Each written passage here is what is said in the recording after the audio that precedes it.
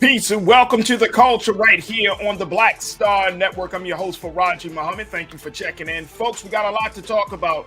First, let's discuss how the relationship between Russia and the U.S. is declining right now and on the verge of a breach. We'll also talk about how Senator Lindsey Graham said it publicly, assassinate Putin. Man, oh man, putting the Biden-Harris administration at odds. Also, we'll discuss the second day of the confirmation hearings with law professor Najiri Rutledge to give us some insight about what she's seeing and what she's hoping for. And then later, how can we normalize Black excellence and Black achievement in the classrooms? We check in with Dr. Marco Clark to give us some answers. And then, you ever thought about renting a stranger? Well, I'm going to tell you why folks are making the investment to bring somebody close to them, but not too close. We'll have that and a whole lot more. Got the culture crew, got some fantastic guests. So stay with us. It's the culture right here, only on the Black Star Network. Let's go.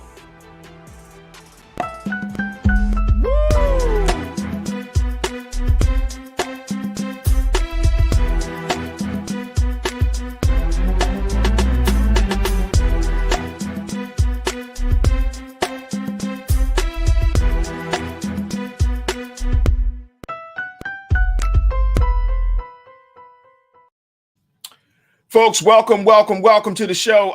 We got a lot to get to, so let's get started. First and foremost, up on the agenda today, we want to discuss a little bit about the relationship between Russia and the United States.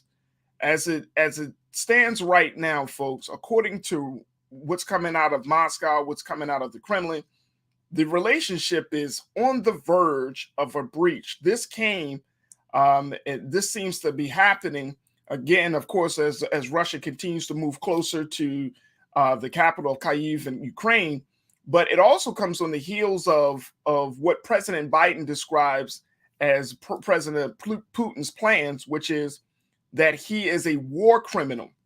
Now, if you've not, been up on all of that's been happening in that part of the world, President Biden has said very strongly that he thinks President Putin is a thug and that he believes that the crimes against civilians that President Putin have ordered in light of the bombings of places in Ukraine that are not military spaces, the theater, the maternity hospital, and other civilian shelters, it puts him in the same category as a war criminal. Now, Jen Psaki, who serves as the press secretary for the president in the White House, said that there are going to be some review of policy and, of course, of actions of President Putin before a term like that gets attached to the leader of Russia.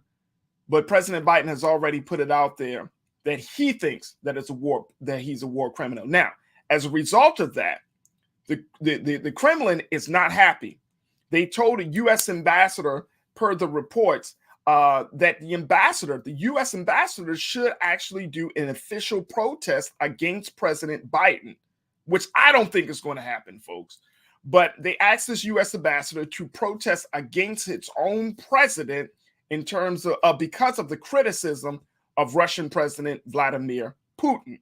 The Russian Foreign Ministry has put out a statement on Monday saying that the recent unacceptable statements by President Biden about Putin puts this relationship on the verge of a breach. And that it was emphasized that remarks such as these by the American president, which are unworthy of a state figure of such a high rank, puts this whole relationship on the verge of a breach. This is a very, very interesting scenario that we're looking at. So we're going to bring in Dr. Gerald Horne, who is a professor of race, class, and has taught about foreign policy and domestic policy as it relates to this country. And we're going to get some insight from that. Also, I'm joined by our culture crew, Iman Heath, who is an activist and entrepreneur, and Lee Swinney, host of Millennials Anonymous podcast. Let me bring in Dr. Horne. And thank you again, Dr. Horne, for your time today. How are you this afternoon? Hey, it's all good. How about you? I'm good, Doc. I've been keeping up on the language. I'm a man about language and communication, Dr. Horn. And one of the big things that I'm seeing is that the language is getting a little bit, it went from diplomacy to now like two boys in a schoolyard. It's getting to that place, right? Biden throwing it out there that he said he thinks he's a war criminal. He's using the term thug. He's really painting a picture of Vladimir Putin being this kind of reckless, killing machine over there in Russia. But the White House is not fully embracing that title. But Moscow is. Moscow is saying, hey, this keeps happening. You keep using this type of language, we're going to have a bigger problem. What do we make of this, Doc? I think what we make of it is we're reaching a very dangerous precipice that could easily tip into war between two nuclear powers, which, if taken to its logical extreme, could mean the extinction of all humanity. Now, I know that sounds terribly alarmist, but fundamentally, I think Moscow has reason to believe that the United States is interested in regime change, which is nothing new. The United States executed regime change in Iraq. We're marking the 19th anniversary as we speak with the execution of Saddam Hussein. The United States and its NATO allies executed the regime change in Libya in 2011, which resulted in the murder on camera of then leader Muammar Gaddafi. And so Moscow has reason to take these words very seriously, not least because a leading member of the United States Senate, speaking of the senior senator from South Carolina, Lindsey Graham, has called for the assassination of Mr. Putin. I'm sure that that is taken quite seriously in the Kremlin. And I think it's going down a slippery slope because, as we know, Mr. Biden himself is headed to Warsaw, Poland, a stone's throw from the battlefield in Ukraine, when US officials begin talking about assassinating foreign leaders. I'm afraid to say that foreign leaders might decide that what's sauce for the goose is sauce for the gander. Right. So this is the law of the jungle, and obviously it cannot be countenanced. And that puts us in a very precarious predicament, as they would say, Doc, because as much as the language is ramped up, we already talked about the sanctions, and on that side, it's hard for me to believe that the United States is not going to be pulled into this war militarily. Well, basically right now, the fate of the planet may rest upon lawyers in Washington agreeing with lawyers in Moscow. The lawyers in Washington at the US State Department, they tell us that sending Javelin anti-tank missiles into Ukraine or Stinger missiles that can down aircraft, can down helicopters, sending machine guns, ammunitions, perhaps even sending fighter jets, that does not make the United States a co-belligerent or co-combatant under international law. Let us hope that their counterparts in Moscow agree with that interpretation of international law, because if they do not, the Kremlin might decide that the United States is a party to this conflict because of dumping this major arsenal into Ukraine, which would then make the US bases all around Russia, such as in Poland, where Mr. Biden is now visiting or will be visiting, would make those bases fair game. And that would open the gates of hell. That would open the gates of hell. The last time you were on here, you don't cut any cards in terms of the language of which is what we're seeing right now, Doc. What makes this particular moment, and especially this relationship between Russia and America, what makes this a more significant moment than what we saw with the beginning of the Cold War? Well, recall that even during the Cold War, there were some tense moments. Recall October 1962, during the so-called Cuban Missile Crisis, when Moscow, the then Soviet Union, had placed defensive missiles on the island of Cuba in anticipation of a possible U.S. invasion. The Kremlin and the White House were eyeball to eyeball before a compromise was worked out.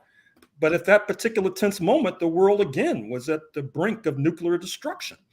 And so, approximately 60 years later, we find ourselves again at the brink of nuclear destruction. Obviously, we need de-escalation and negotiation.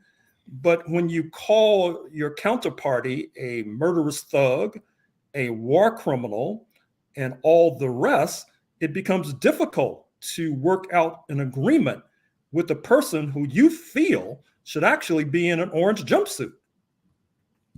Yeah, I mean, and that's the part about it. And there was an article that was recently ran in USA Today. They say that President Biden has been kind of preparing for this moment, like the America has been preparing for a possible showdown with Russia since the end of the Cold War, and people. And President Biden has been in there. I mean, of course, he's been in public service for so long.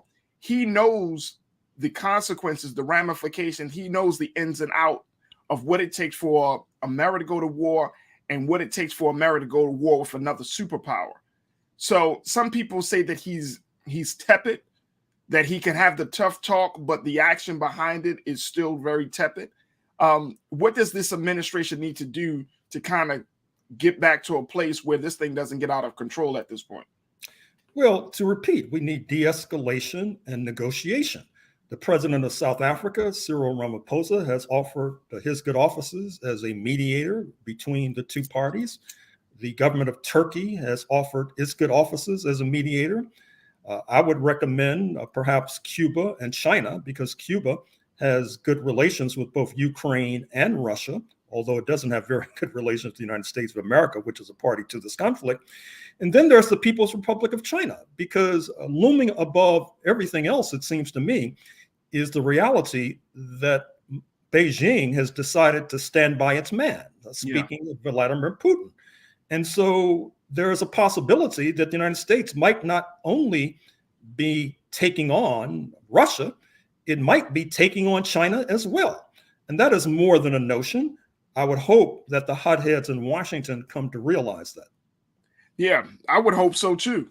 I would definitely hope so too. What about this this latest warning coming from the president, saying that that Russia is planning to use hypersonic missiles, and that two, American companies should be prepared for a cyber attack coming from Russia? Well, there have been cyber attacks on both sides.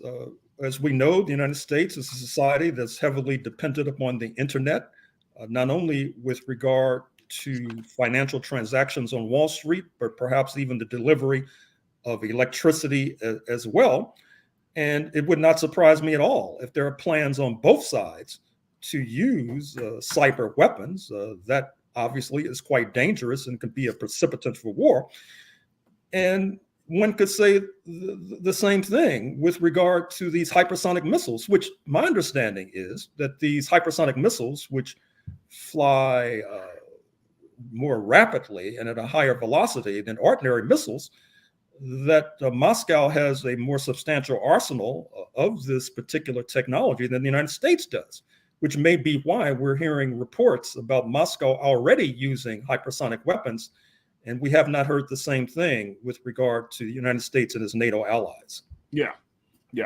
I want to bring in our culture crew members, Iman Heath and Lise Winnie, both who have been following this story and this whole scenario with me as well.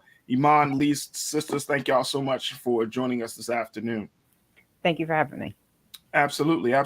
Lise, what do you take from as you listen to Dr. Horne and as we're seeing how this whole situation unfolds? It seems like the president is getting into a tight spot right now. Not trying to. He's got to walk the fine line of being responded to the scenario of what's happening with Russia. He's already put it out there. The United States is going to, defend its allies such as Ukraine. But then he also is dealing with the other scenario that he has to assure the American people that, that there won't be any type of military action at this point. So what do you see so far? Well, first of all, I think I want to buy a bunker. Like, do they sell those at Walmart? Because I'm not sure if we're in a good place.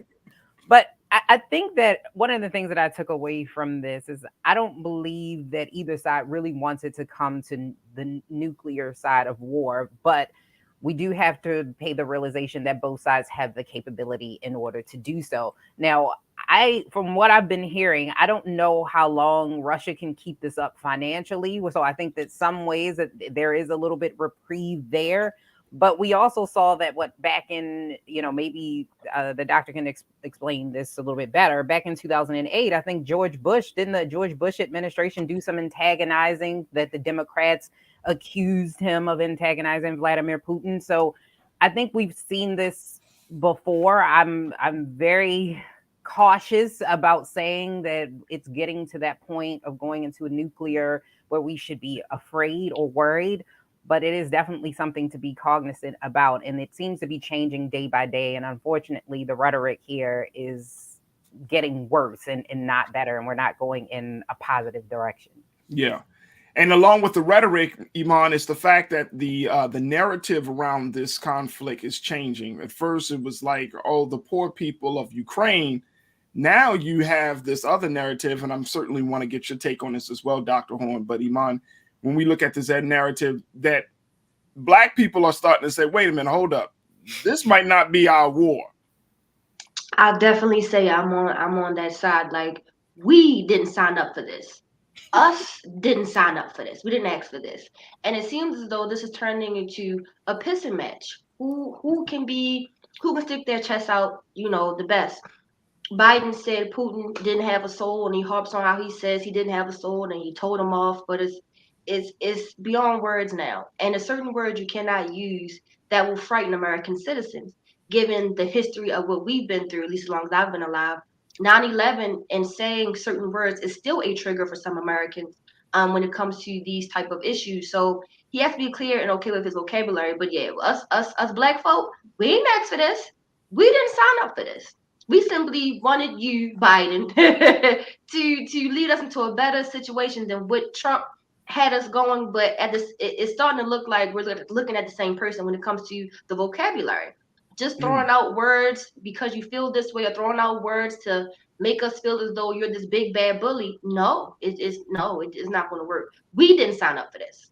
We didn't sign up for this. Dr. Horn, how do we, as Black folks in this country, we're seeing all of these reports, not just with Africans trying to leave Ukraine. Yeah, that's one thing.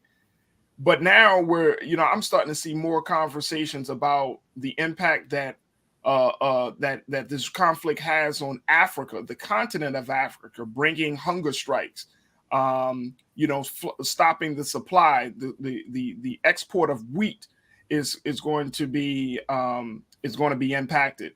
So now Black folks, we're kind of put in this position like, wait a minute, our hearts were with Ukraine, but now we're starting to learn that Ukraine hasn't always had their heart with Black people in this country or from the motherland. So where do we fit in all of this? Well, I think the points are well taken that have been made thus far. I mean, keep in mind that despite the fact that you still have the door shut on African refugees who are streaming into Europe, with regard to Ukrainian refugees that are streaming into Western Europe, Airbnb has accorded them thousands of places to live.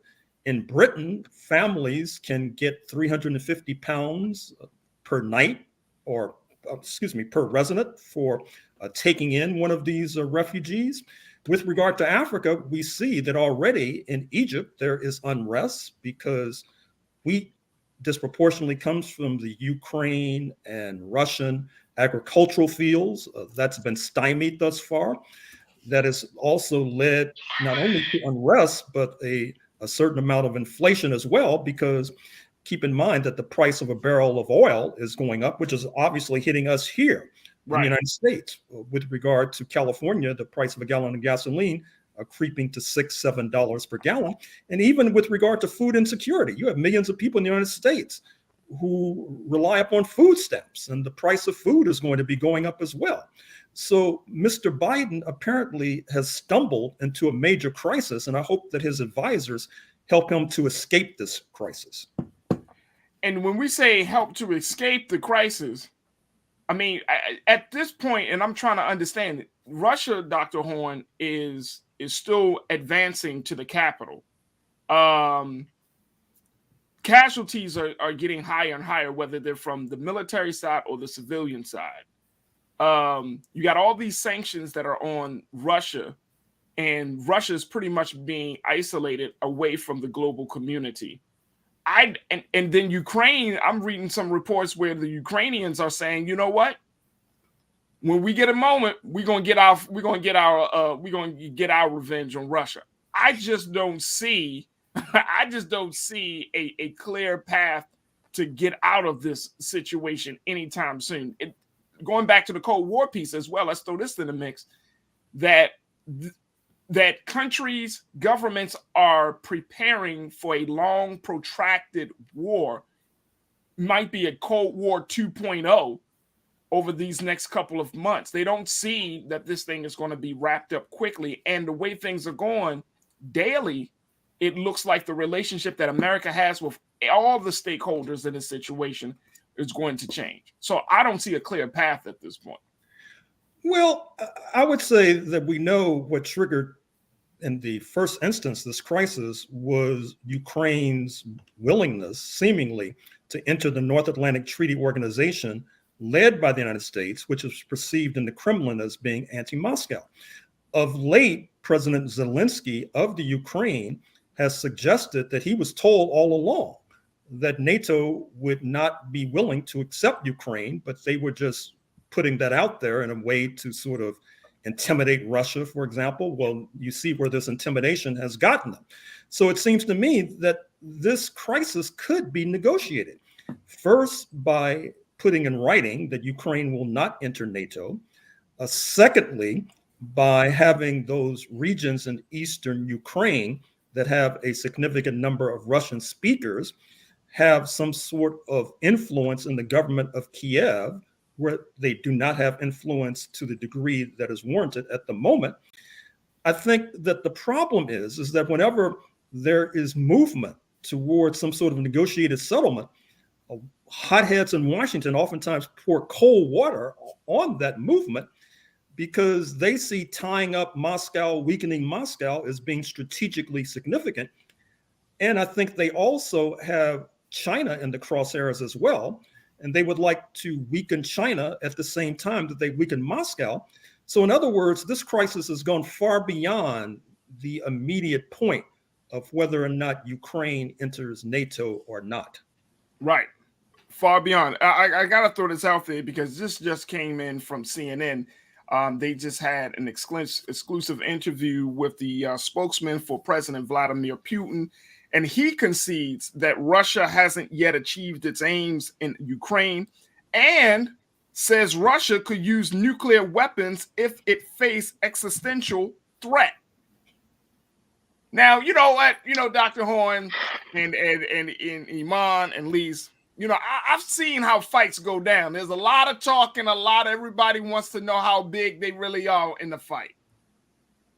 I'm just wondering, to me, I know they're not thinking that this is a game. My question is, what do they take as what did you say? It was exponential what? What was the threat? Existential threat.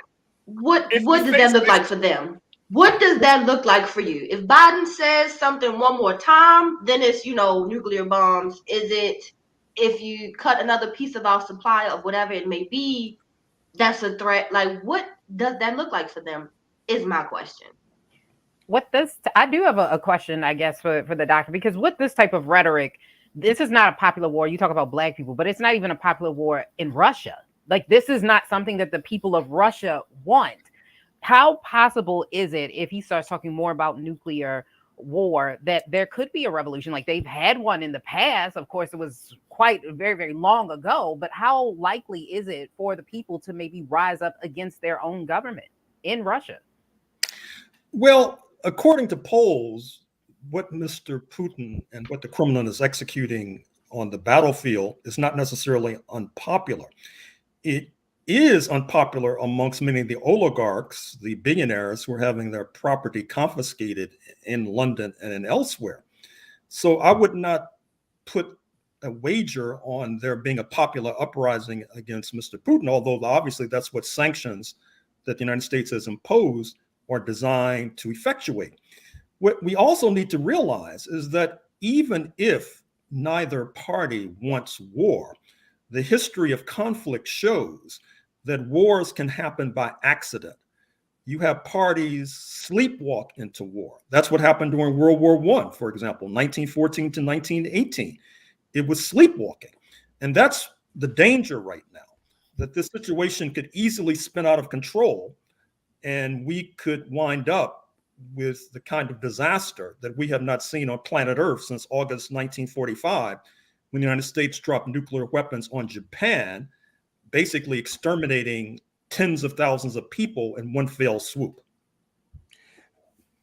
Dr. Horn, I want to ask this question because as I'm looking at what CNN is reporting from their exclusive interview with Russian spokesman Dmitry Peskov, one of the things that when he was asked, well, what has President Putin thought he had achieved in the Ukraine so far? And the spokesperson said he hasn't achieved yet. He hasn't achieved. I mean, not even considering all the damage that's been done, the civilians that have died, he hasn't achieved yet. And the spokesperson went on to say that the invasion was going on strictly in accordance with the plans and the purposes that were established beforehand. So what does that mean to you, Dr. Horn? Does that mean that if they haven't achieved what they wanted to achieve, does that mean that since they haven't captured the capital, that's the big achievement? Or since they haven't captured Zelensky and dealt with him, is that one of you think that's a marker of achievement for them? Well, recall that on February 24th, 2022, when President Putin announced what he called a special military operation, he put in the forefront this idea of, quote, denazification, unquote, of the Ukrainian military forces. It's no secret that you have within the Ukrainian military forces ultra-rightists who had been targeting and indeed terrorizing many Russian speakers in eastern Ukraine.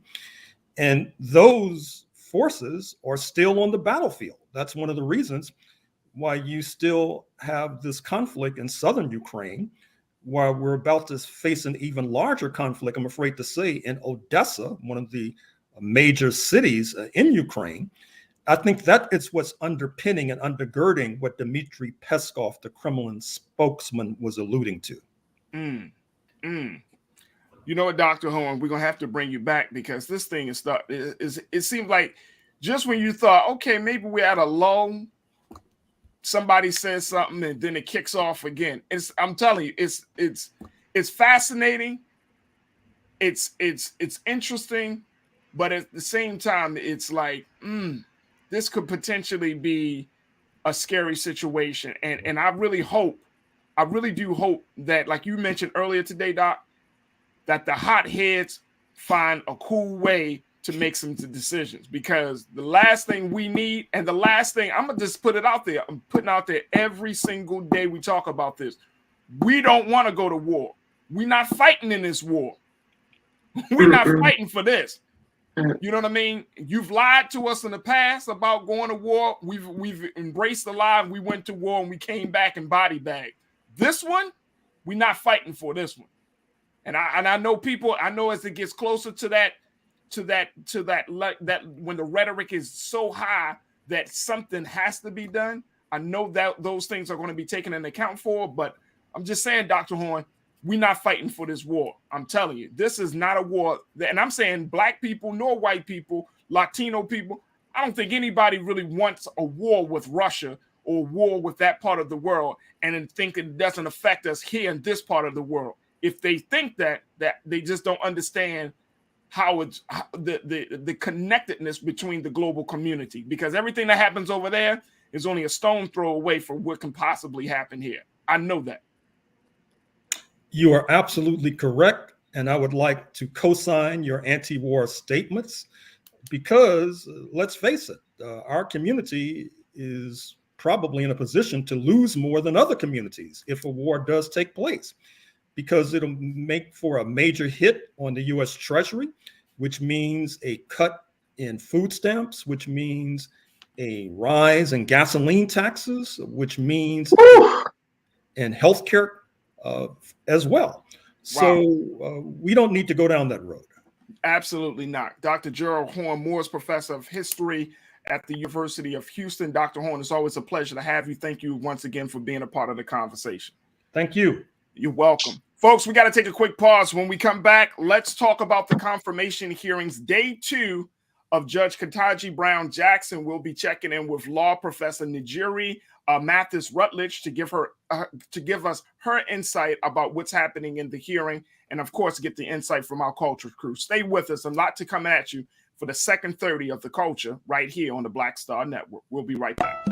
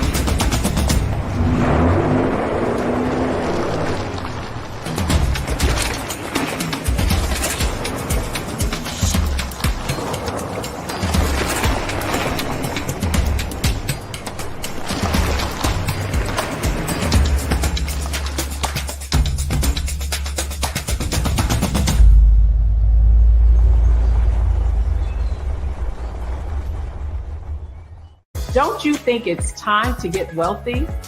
I'm Deborah Owens, America's Wealth Coach, and my new show on the Black Star Network focuses on the things your financial advisor or bank isn't telling you. So watch Get Wealthy on the Black Star Network.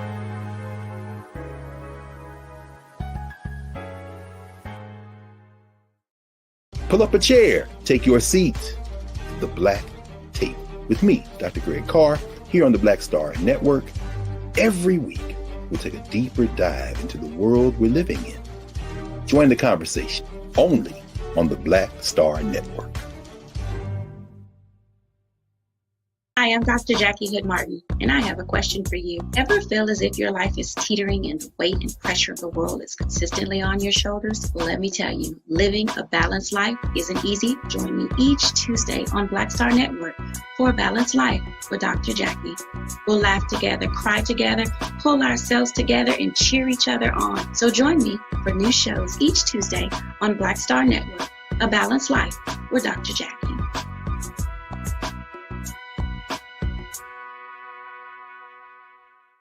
Folks, Black Star Network is here.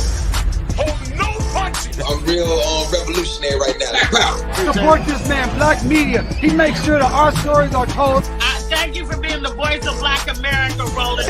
I love y'all. All momentum we have now, we have to keep this going. The video looks phenomenal. See, there's a difference between Black Star Network and Black-owned media and something like CNN. You can't be Black-owned media and be scared. It's time to be smart. Bring your eyeballs home. You dig?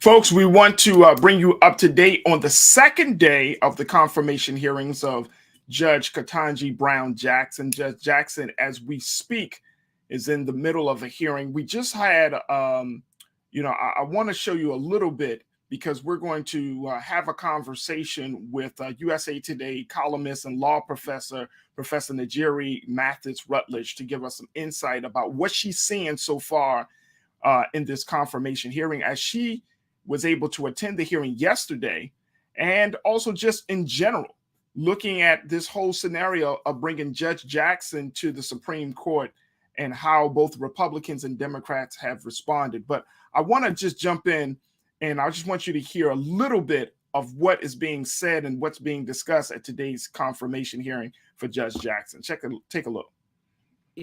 There's really nothing unusual or special about it from your perspective. That is correct. For those of us up here, there was a lot special and important about it. It was a highly charged partisan and political issue, but you looked at the statute, you found persuasive precedent, you applied it, you went on to the next case. Well, let me ask about another decision. In a case addressing another very politically charged issue, and specifically this involves the emails of former Secretary of State Hillary Clinton. Now, the Republican National Committee, or the RNC, is opposing your nomination, publicly accusing you of being a partisan Democrat. And they argue you could not possibly be an impartial justice. But ironically, back in 2016, you presided over a case brought by the RNC against USAID related to then presidential candidate Clinton, and you ruled in favor of the RNC. Both the substance and the timing of the case are really quite striking. I did. The RNC made Freedom of Information Act requests for certain emails involving the former secretary. And despite what the RNC would have us now believe, in this case, you reinforced your deserved reputation for following the law, not a partisan agenda, because you ordered USA and folks, Secretary Clinton.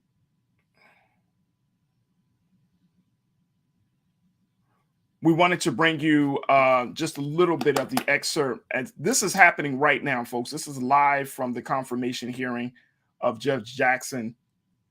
And as you can imagine, the level of scrutiny of each and every decision that Judge Jackson has made is being discussed and reviewed thoroughly to ensure that she is serious about constitutional law, to see where her allegiance lies. All of those things are being determined. I want to bring in law professor, Professor Najiri Mathis Rutledge. She's a columnist for USA Today, and she wrote this piece, which I think was fascinating, which is why we invited her to be a part of this conversation. She wrote this piece called "It's Exhausting to Be a Black Woman," just asked Supreme Court nominee Ketanji Brown Jackson. And she started this off, and I love the way she started it off. She said, "I am exhausted. I am exhausted. I am not exhausted because I am doing too much or working too hard.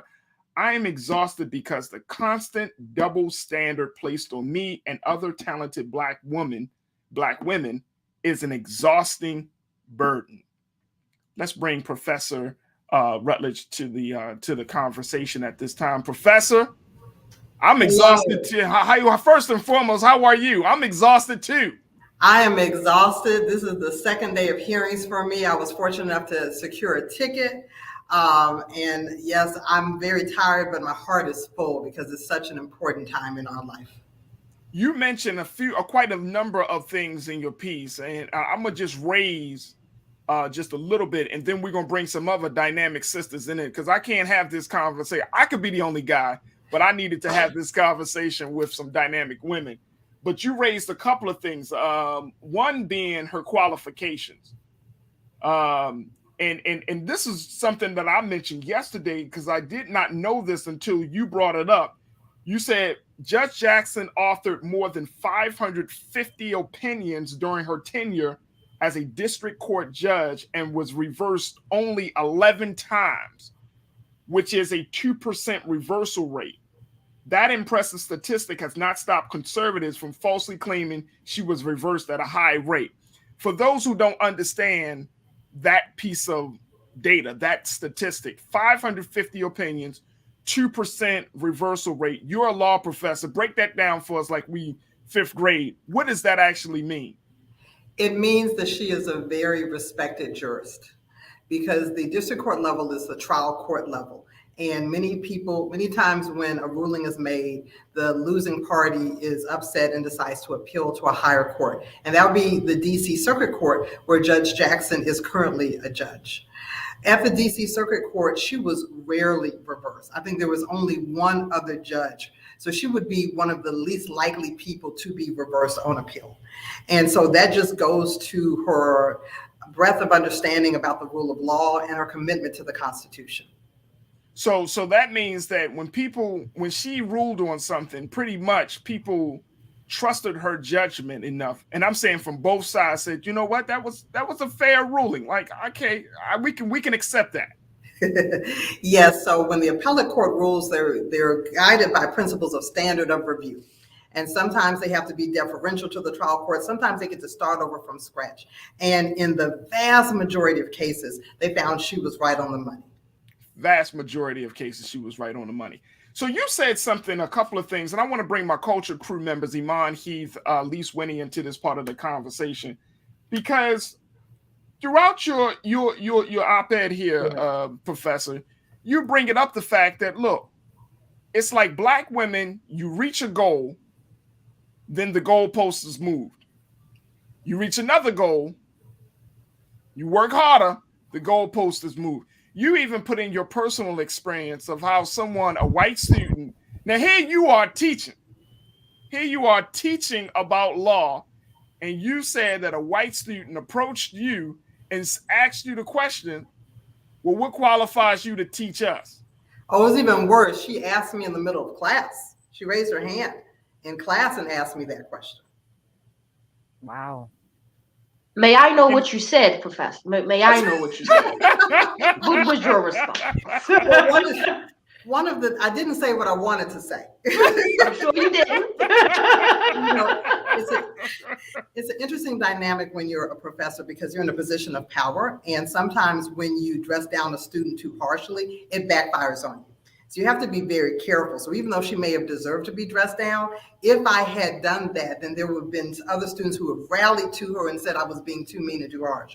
So I decided the easiest way is just to let them know what my qualifications are. I'm proud of my qualifications. I didn't have a problem with it. But I did note that was a bold question to ask, and I'm quite sure she's never asked that. And I'm pretty sure none of my colleagues have ever been questioned that way before either. Yeah.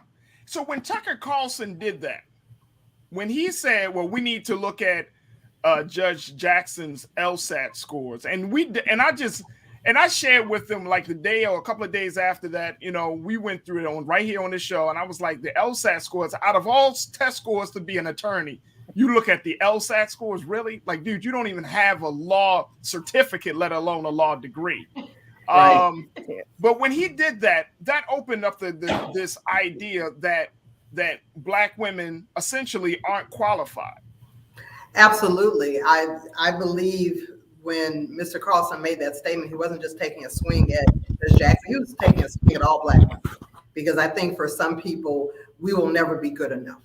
Now, as a law professor who served on admissions, of course, the LSAT is just a timed logic test exam to see how you will perform in law school. Right. So one of the reasons it's so ludicrous is that we already know how she performed in law school. She graduated with honors, made it on the law review.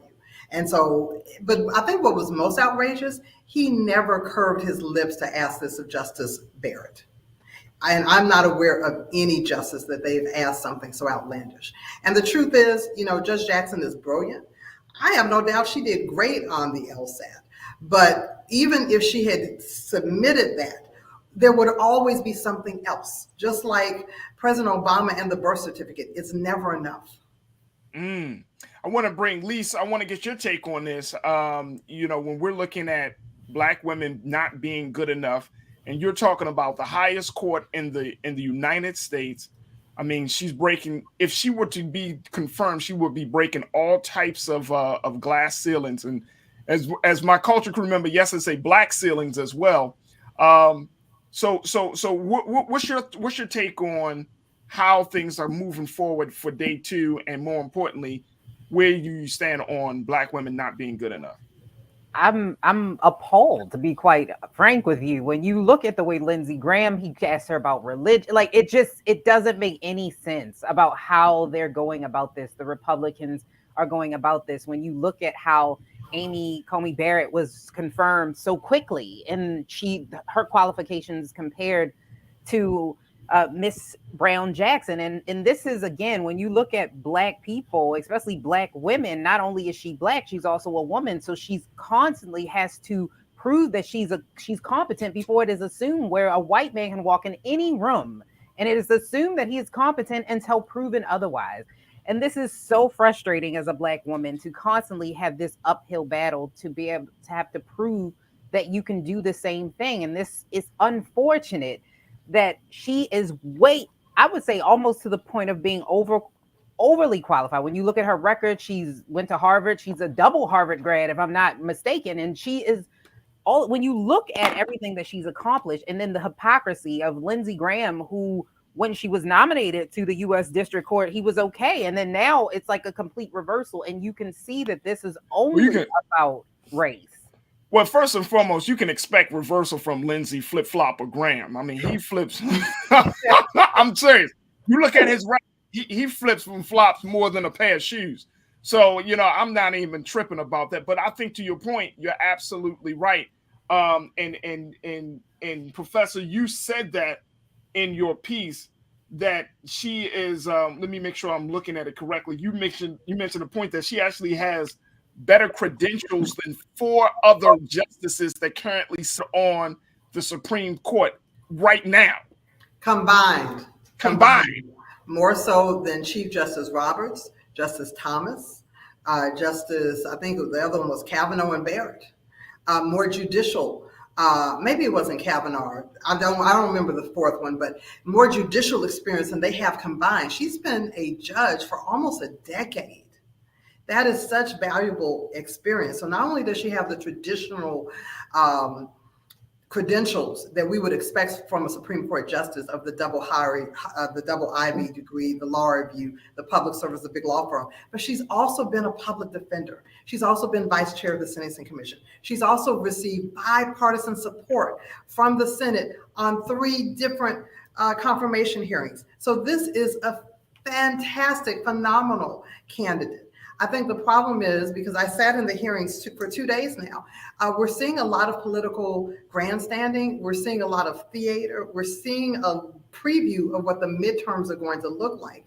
And it's really unfortunate because they're not getting a chance to really know who Judge Jackson is. See, and that's the other part about this, Professor, and then Iman, I want to get your take on this. The big part about this is, do you think that this confirmation hearing will be able to get past the symbolism of what Judge Jackson represents? Do you think they will get past this? The obvious, she's Black and she's a woman. You think that they will get past to get to the meat for the American people to make their own assessment of her qualifications, her experience, and what she could possibly do on the bench? I feel like we were, before the show started, I saw a little bit of the back and forth that Judge Jackson had with Ted Cruz. And he was talking about her comments from critical race theory from 2015. And it was like, bruh, you talking about something, trying to make a comment. And she said it. She said, you didn't give me the full context of the quote. So you take a little piece to try to fit your agenda because everybody's talking about critical race theory, and then you go trying to set her up to seem like she's so biased and so partisan. But she said, I was saying that in terms of legislation and not anything else. So I'm wondering, can we get past that? Do you think that the Senate will be able to get past the symbolism to get to the substance?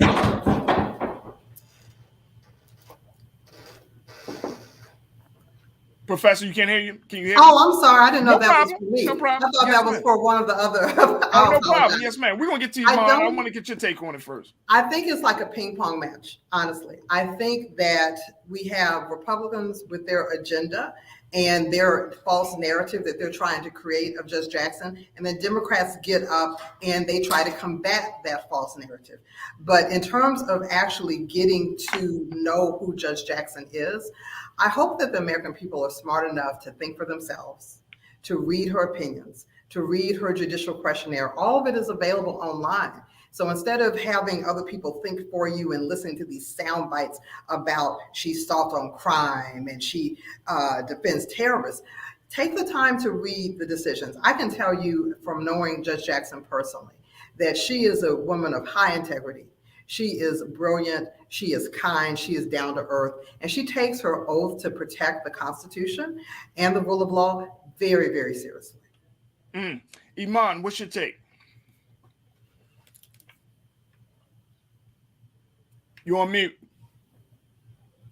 I'm always on mute. The biggest concern I would say that I think is what won't get us to break those glass ceilings again is wanting to keep women and Black women in that box. Number one, she's darker skinned, she has locks, and she's a woman. That is one hell of an image that a lot of Americans, especially in our government, do not want to see. I hope this gets the ball rolling as far as making the changes of different faces and different people to be able to get to those heights of such a prestige position. And I didn't know she was a public defender before. Why wouldn't we want somebody who has been at those local levels, who have been with the people, rather than someone, like you said, she's already overqualified. So why not have her? Why not her? Because of her exact image. It's way too much to give these little Black children the hopes and idea that it can get as far as where she has gotten. Because again, it's because of her image. I sincerely believe if she looked different, we all know it wouldn't be no day 2 of no confirmation hearings. It wouldn't be day 2. But this is the push we need. This is the start that we need. This is a good beginning. Len, I wanna raise another quote that you put in your op-ed, Professor. And Keen, if you throw that I guess quote 2 up on the screen, it would make more sense for some to claim that they disagree with her judicial philosophy. This is what you said, Professor. It would make more sense for some to claim that they disagree with her judicial philosophy. Sadly, that would not be as satisfying as trying to attack the character and intelligence of a Black woman who is also a sitting federal judge and has received congressional approval on 3 separate occasions. I have to say, I am in total agreement with you, Professor, but that's too much like right in modern day 2022 America, right? That we look at a person beyond their skin, beyond gender, to see the quality, to see the eligibility, to see their work, right? To see their thinking. But that is too much like right, Professor. That I don't think that's going to happen. Now, I think she's going to get confirmed because I think her record is strong enough, but there's still going to be some quote unquote some created clouds of doubt and suspicion by lawmakers to make her seem like her judicial philosophy is just not on point or it's not in tune with the American people. Absolutely. I remember being in the hearings at the end of Senator Blackburn from Tennessee, her offensive comments, where she literally asked whether or not Judge Jackson had an agenda, a hidden agenda. Wow. And so it's very troubling and offensive to paint a federal judge in this light. When we're talking about the legitimacy of the Supreme Court and the legitimacy of the court system, when you have a judge who not only has been endorsed by the Fraternal Order of Police, not only has been confirmed by the Senate on 3 separate occasions, but is a current judge, they deserve some modicum of respect that they are actually invested in the Constitution. Yeah. And so the smear campaign to try to somehow merge her with pedophiles and child abusers and soft on crime is really, really offensive. It is offensive. And I'm wondering at this point, I mean, we're in day 2. This is a 4-day confirmation hearing.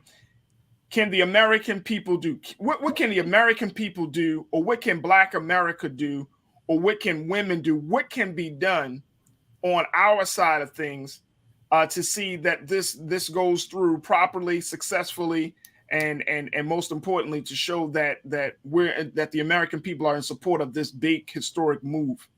Absolutely. Well, first of all, if you're people of faith, I would tell you, first of all, to cover her in prayer. This is very hard to keep a poker face, and I'm so proud of her. There were times when I've heard senators question her, and I was just furious. And she has handled it all with grace and eloquence. Second of all, call your senators. We want a fair and expeditious hearing. And so far, the smear campaign is not my definition of fairness. This is not a time to play politics or pay back for what happened with Kavanaugh or Bork or anybody else. This is about Judge Ketanji Brown Jackson.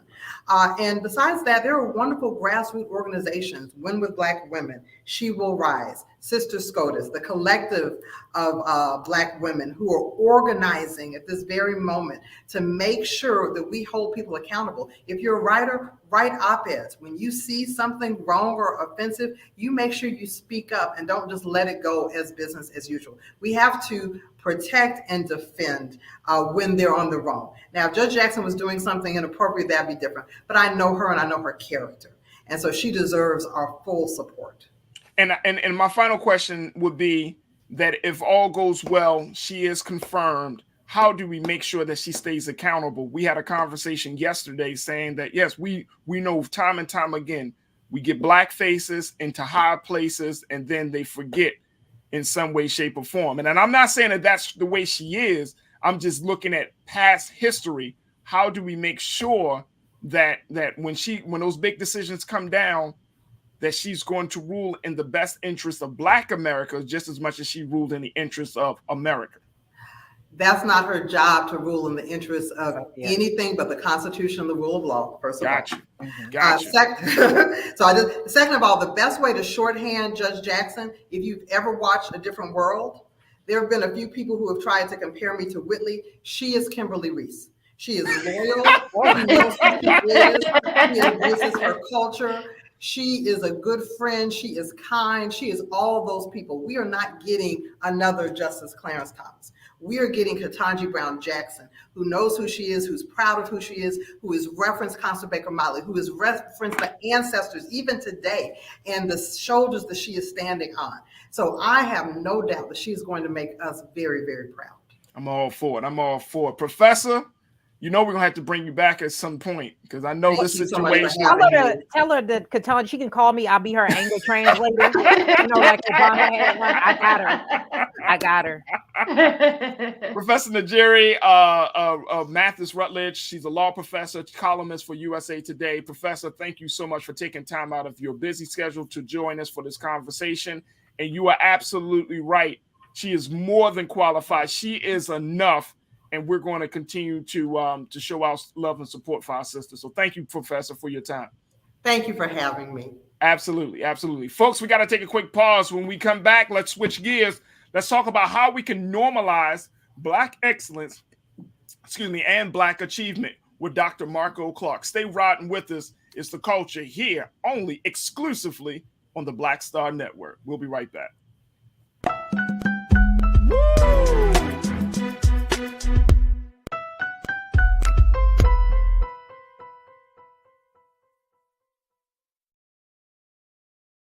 Don't you think it's time to get wealthy? I'm Deborah Owens, America's Wealth Coach, and my new show on the Black Star Network focuses on the things your financial advisor or bank isn't telling you. So watch Get Wealthy on the Black Star Network.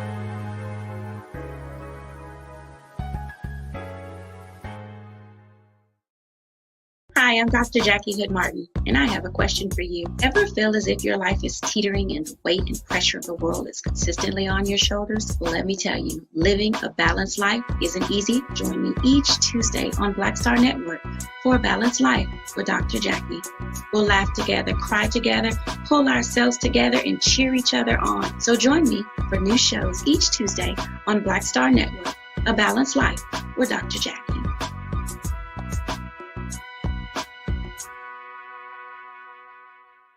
Pull up a chair, take your seat. The Black Tape with me, Dr. Greg Carr, here on the Black Star Network. Every week, we'll take a deeper dive into the world we're living in. Join the conversation only on the Black Star Network.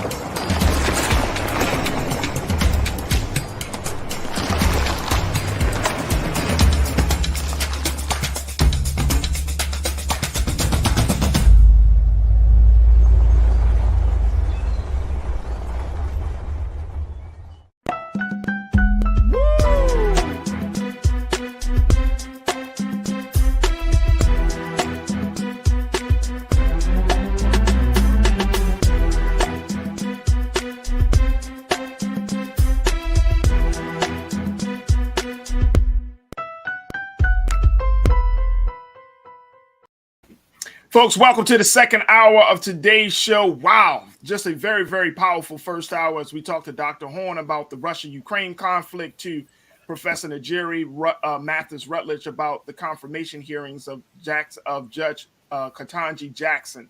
And now we want to switch gears to discuss education right now, because we know that as much as we have been talking about everything from politics to social justice, education still remains to be the key to success, especially for Black America. And I wanted to have a discussion with my culture crew and with our next guest to talk about how we can normalize Black excellence and achievement. Now, let me just share something very quickly with you. There was a piece that was written for the New York Daily News by Mr. Eric Smith. And Eric is a Black man, and he asked the question, do we get too excited about Black Americans first? Okay. Now, one of the things he talked about, of course, he talked about Judge Jackson being confirmed. He talked about Lloyd Austin being appointed to lead the Department of Defense. He talked about Eric Adams, the new Black mayor of New York City.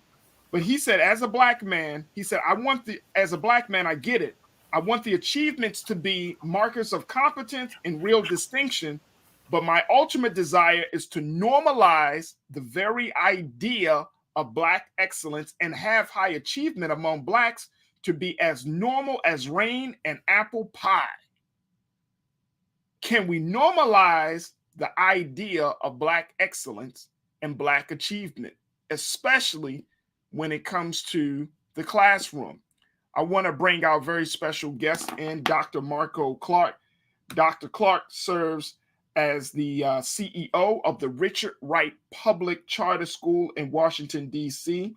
He is an author, he is a public speaker, and he has been labeled to be America's toughest principal. We want to welcome to the culture here on the Black Star Network, Dr. Marco Clark. Dr. Clark, how are you this afternoon? I'm fantastic. How are you? I'm good, brother. I'm good. Yeah, you do sound like a tough principal. To have you on. Dr. Clark, when we look at what I just shared from Mr. Eric here from the New York Daily News, this discussing normalizing Black excellence, normalizing Black achievement, especially in the classroom. What does that look like? And where did we start? Because in 2022, we're still having first. We're still in the place of being the first. And it's mind-blowing to me that we're in this place, especially given the fact that we have all of this new technology, we have all of these resources, we have all this opportunity, especially in the classroom. And yet when people are becoming the first, that's praised and then the rest of it is kind of goes to the side. Can you help us to understand and navigate through these dynamics? Well, first of all, thanks for having me on. And, this is a topic that is near and dear to me. It's such a shame to be in 2022 and be the first of so many different things when Blacks have been achievers of everything throughout history. And so normalizing what education is right now in 2022 is first of all, it shouldn't be something that's amazing. I think we're classifying it as an amazing feat that Blacks are that we're finally getting a first female Supreme Court justice that's going to be up for this, that we are the first to have a Black president back in 2008. It shouldn't be normalized, and we shouldn't get so excited about the first individual. Rather, we should think that this should be a normal play that we should continue on.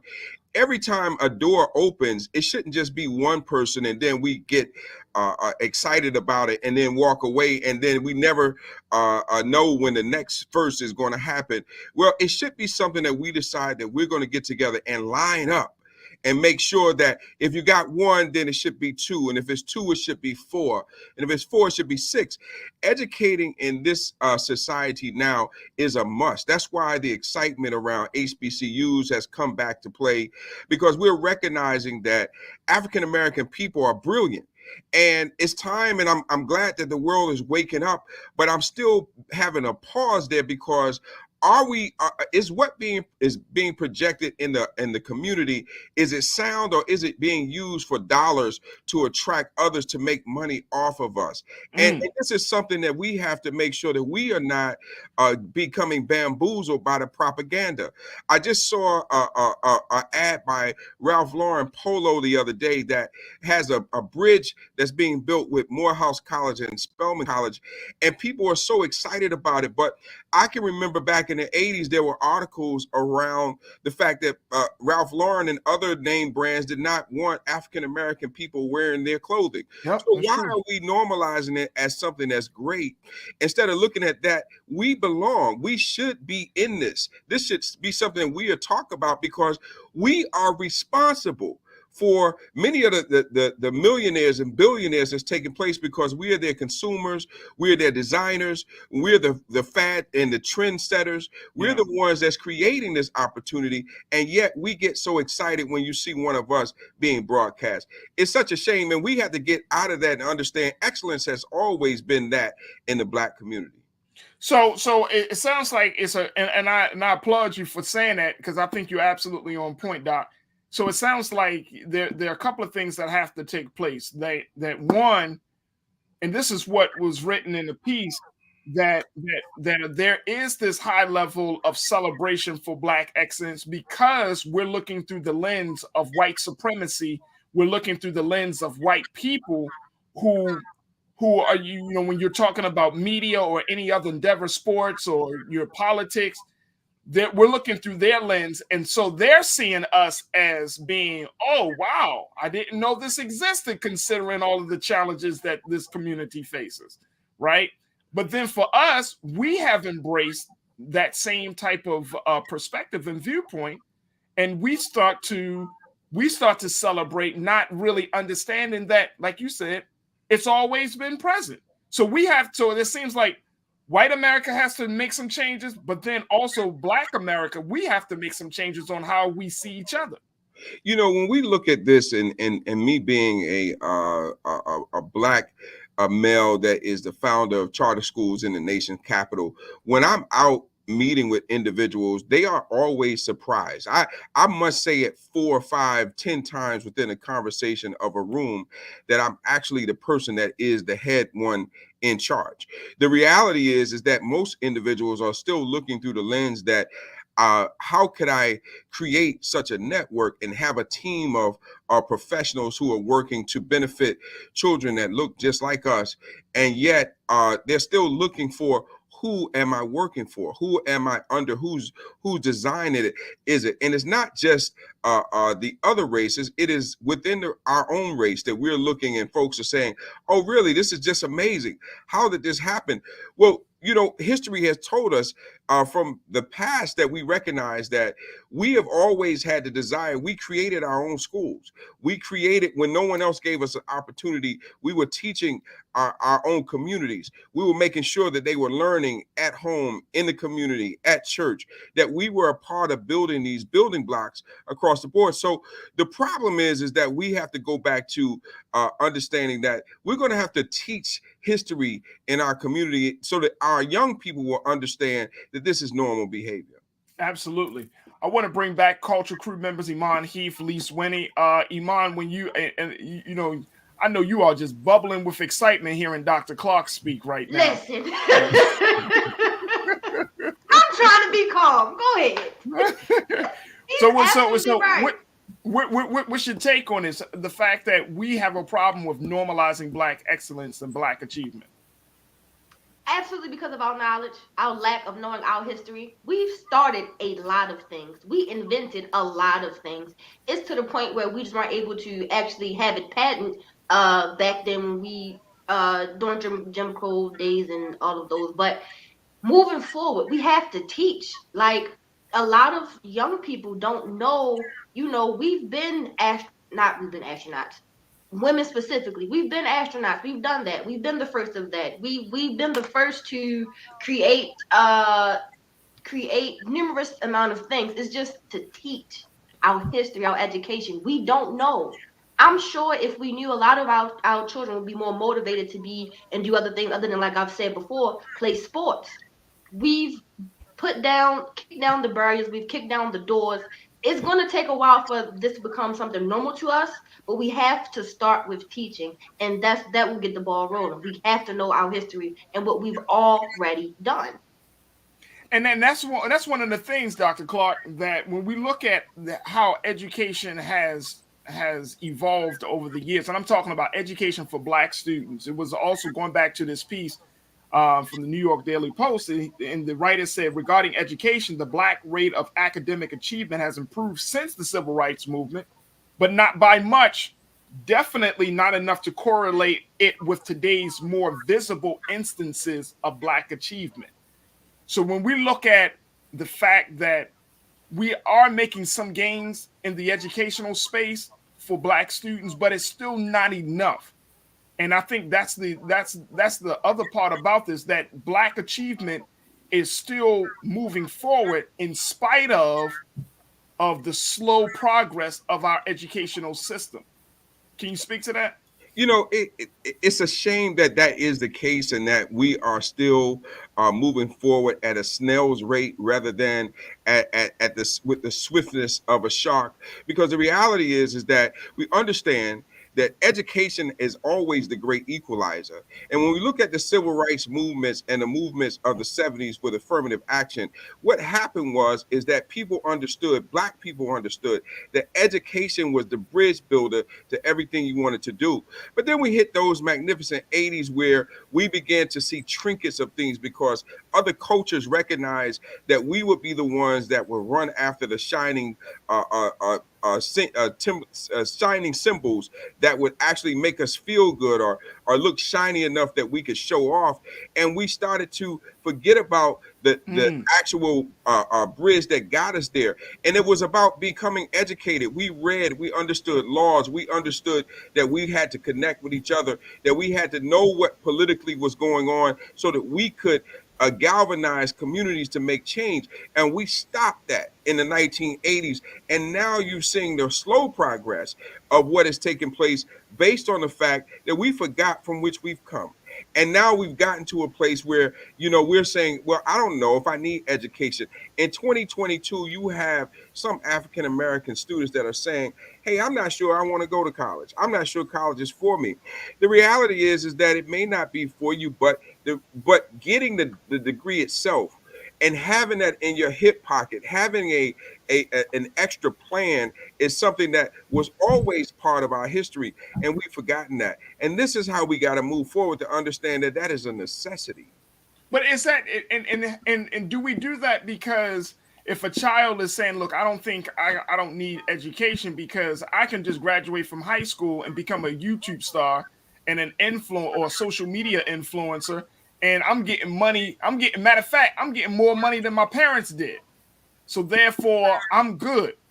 So what happens there? Is it about society, or something else needs to kind of jump in to interrupt that process? Well, you know, we're going to have to teach our young people to understand that they, you know, as I was growing up, they said we can teach you how to get short money or long money. Which one you want? And when we look at those individuals who are focusing on becoming YouTubers and those social media glitz, it's not even always about the money. It's just about the fame and them being able to have enough followers. So the reality is what happens to you when you turn 30 and you're no longer a YouTuber or a person that's on social media? Then your fan base has dropped. How are you going to eat? And part of what we have to do is stop keeping a cover over our young people and let them understand what's really happening. Take the blankets off of their eyes and let them understand that if we don't tell them that eventually, if you don't focus on something in your 20s, by the time you get to your 30s, you'll be hungry.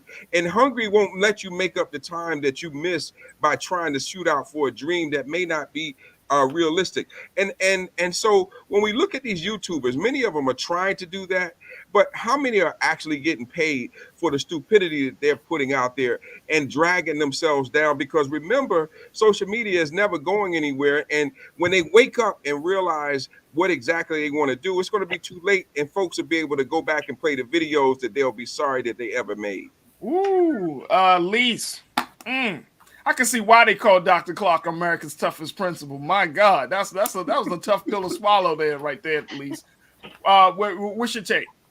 I agree. I think that education definitely is always a pillar of the Black community, or should be. It's where we were able to take ourselves from where we were to really being able to get civil rights, exactly of what he said.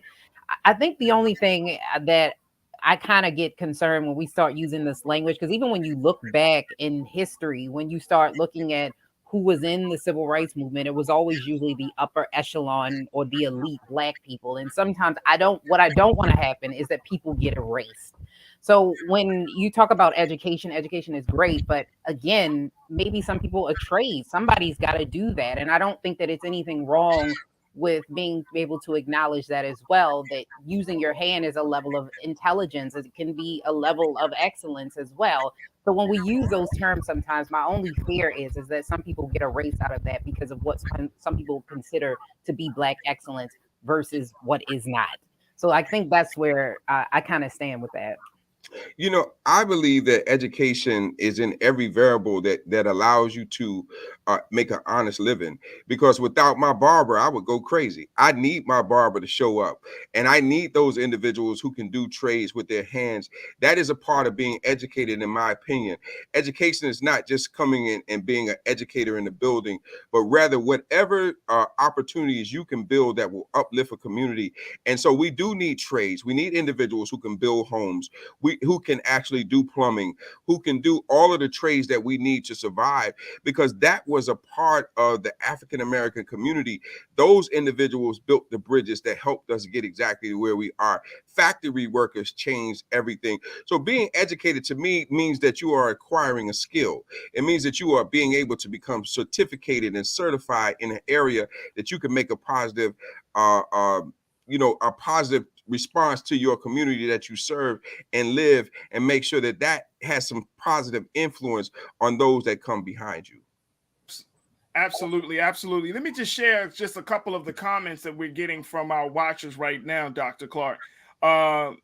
Nicole says, we as Black people come from a continent, Africa, of geniuses, brilliance, innovators, creators, cultural excellence, and wealth. So she's saying that we come from that. So it should not be a surprise that we are exemplifying and that we're demonstrating that.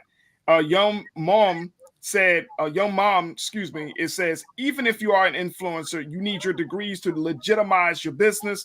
If you write a book, teach a class, travel, and sell advice, it legitimizes you to say Dr. So and so. I totally agree.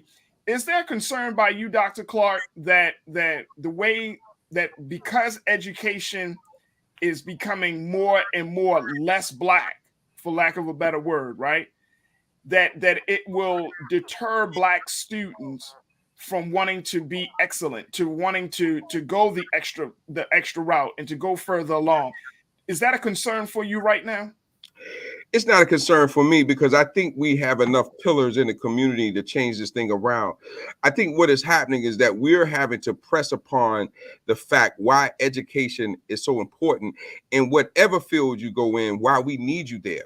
We must have our face represented in the place. And I'm not talking about those who are just there. I'm talking about those who are really there to do the work, that our faces are in the mix and that we are making a change. It does not scare me because it is just one more challenge. For me, I feel like my mission is always greater than the challenges that are before me to accomplish that mission. So if I keep that in the forefront, I'm always going to achieve. And I think we're at a great point in time now where we're seeing the good, the bad, the ugly, and the ugliest you've ever seen that is showing up in our world now. And I think this is the difference maker that needed to happen. You know, folks were all upset around the political situation that happened a couple of years ago. But I think it was a great thing for our community because it's requiring us to wake up. It's requiring us to look at things from a different lens than we were. I think we got comfortable and we decided that we would go to sleep on the job. And we all know that when you go to sleep on the job, eventually you will be fired. And this is the situation that is happening. So I'm glad for the pain that some of us have suffered, because the reality is I think it's going to make us better. I mean, I'm with you right there too, Doc, that it will make us better. But what I'm seeing is that we kind of go through this kind of, for lack of a better word, like we go through these valley and hills type of rhythm, you know. So if you speaking about Donald Trump being in office, that was a valley. But then you got Biden, then we feel like, oh, okay, we're back, you know, we're good now. And my concern is that sustained momentum is no longer there. That you know, like we might need a Trump all the time to be in our face, to push us, to compel us to think twice about our education, to think twice about how we're going to move as a people in this country. But I just feel like, you know, we do wake up a little bit and then we fall asleep again. We wake up a little bit and then we fall asleep. And I'm thinking to myself, we've been down this road so many times in this country. At some point, we just got to say enough is enough.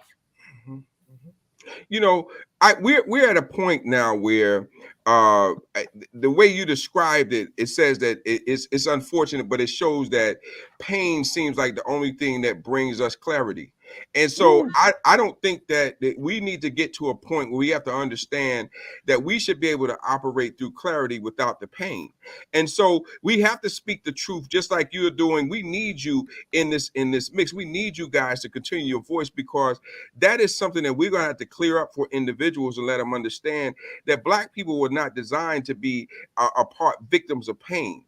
We were designed to be victims of excellence and leadership and clarity. And this is something that we have to continue to embrace in our young people. We have to let folks know. We can't just let our community, when you see some young guys with their pants down and not speaking the right language, that you walk away from them and speak about them rather than helping correct the behavior. It's our responsibility to begin to make these changes within us. And so, yes, you said people call me America's toughest principal. That's because I believe that if you give a person something straight, you're a straight shooter all the time, you can get the best. That's why my students are graduating with 5 or more college acceptance letters, or they can't graduate. That's why my young people are going across the country and not being afraid. That's why we don't have the only high school in the District of Columbia with no metal detectors, even though we have a high capital of crime in our city. The reality is that somebody got to speak the truth. And that's the change agent that will make the difference in what we do. Lise, you know, when I'm listening to Dr. Clark, I'm, you know, and it's I know you probably heard this, Doc. There's kind of reminiscent of Lean on Me. You know what I mean? I know you gotten those jokes from your students. Well, we got the same blood, man. We got the same blood. You know, that we got Joe Clark, that we got the same blood, man. You know, you got to speak the truth all the time. That's what it's about. If you don't speak the truth, then you wind up settling for what's less. And I can't do that. All right, I want to ask you more of a question, then I'm going to go back to my culture crew, Lise here. But Doc, do you think that now that we have created a culture of coddling Black youth, Black boys and Black girls, because we are so afraid? We have been in the fire, in the furnace of affliction for so long that now that we've kind of become more reactive, more overprotective. Do you see that happening? We are definitely in that vein. I hate to say it this way, and I hope the ladies don't get upset with me, but I just have to say it, that I need moms that have these sons. They got to let these young men grow up. They're not designed to be your husband, your extra husband, they are your extra person that's around you. They are your sons, and you got to let them grow up. Young men, we have to be able to train our daughters and train our young sons to be great and understand that one day you're going to be gone. Everybody has an expiration date, and so what happens to the child once you are no longer here? So yes, we are coddling. We're coddling our kids into a comfort zone where they will never ever be able to get through a hard time. And we got to fix that, because that is part of the problem that we're having. You can send a kid home for misbehavior and they come back with new Jordans. To me, that's not realistic. The reality is that, when it's time for pain, you got to issue the pain. And you issue the information when it's excellence. You support excellence, but people have to understand. That's why you teach them right from wrong all day long when they're younger, so when they get older, they'll understand. But yes, there's too much coddling going on, and it is harming the threshold. But I tell you what, the coddling is not helping the lawmakers who are making it more difficult when you see Black and brown people being incarcerated, getting these astronomical years for something that should have been corrected by the parent when they were younger. Right. Lise, I got to get your take on that one. The culture of coddling. I agree somewhat. I do agree that we have a society that has changed. Like, the way that we view certain things has changed. And because a lot of people have seen the way that the system, quote unquote, treats Black people, they don't want to be the system. And they also don't want to become, let's say, like the Cosby effect. So remember when Cosby did the whole pull your pants up, and then he became the token of the Republican Party of this is what's wrong. So I think that's why some people are a little bit more afraid to say what they mean. But I do agree that we do need to step up and not be afraid of speaking up about things that are wrong within our own communities, because that's how we move forward. And really quickly, Doc, one of the things that I see is that we are afraid because we don't want to treat this generation of children the way we've been treated. And I get it. I trust and believe. I get it. You know what I mean? Like, growing up in the 80s and in the 90s, but growing up in the 80s, you know what I'm saying? Like, if you touch a teacher, you get suspended. If you fight more than one or twice, you get suspended. Those type of punishment and consequences are no longer present, especially particularly in Black schools. It's everything else except for that pain, except for the idea that if you do wrong, there are consequences to your action. And I'm very concerned. My wife is an educator. I'm very concerned that when you got Black boys who have the spirit of lions and giants, and they want to take over and they want to flex their muscle, and you constantly are it's okay to hit and nothing is going to happen to you, and all of those things, that we are going backwards. But my son is 8 years old, Doc. He goes to a predominantly white school, a private school. And one of the things that you can't be going up in there fighting and all of that. They make it very clear. He's going to be going to the 3rd grade. And they make it very clear. You do all of that, you do that somewhere else, buddy. But in our schools, we so lenient that we're not teaching young boys and girls, Black boys and girls, that life is going to be tough, because when you walk outside of those doors, the police ain't going to give them a second chance. Mm-hmm. You know, I tell you, at Richard Wright Schools here in DC, we do exactly what the folks at your child's school does. We don't be doing this fighting and stuff up in here. You're not going to be coming in yelling and cursing. You're going to act like a student that's a professional every day you come to work. My young men, where I'm rocking the school uniform today. This is exactly what my young men have on each and every day. My young ladies are in uniforms. We come to work. We come to business. This is a business venture that they're on every day. And at the end of the 4 years, the 5 years that they are here, they're going to get a check they've never seen before. And they're going to be able to cash that check. It's going to be the biggest check they've ever seen in their life. And it won't say non-sufficient funds because they'll be able to use that diploma forever. So I'm instilling in these young people every day you come to work. So we don't be doing this fighting, this cursing. You go into class. There's rules and routines that I meet them from the door. You're going to either conform or you'll leave.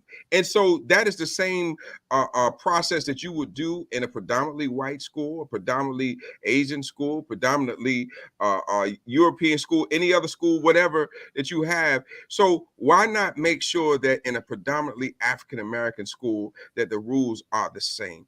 Excellence has to be the key. And it should be broadcast across with everyone, no exception. Absolutely. Absolutely. Dr. Marco Clark, we appreciate you, CEO of the Richard Wright Charter Schools in Washington, D.C. Dear brother, we thank you so much. We would love to bring you back on, but thank you so much for sharing your insight about normalizing Black excellence and Black achievement, dear brother. Thank you. I appreciate it. I appreciate it. Go out and get my book, Parents, Where Are You? The Kids Are Out of Control.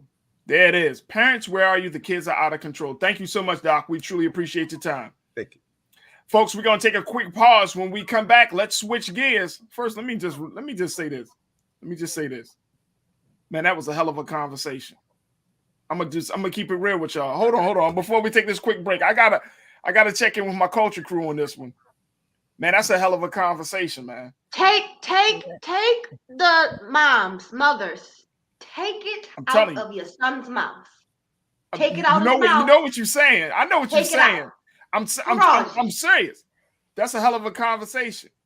And here's why, because I love seeing black male principals, right?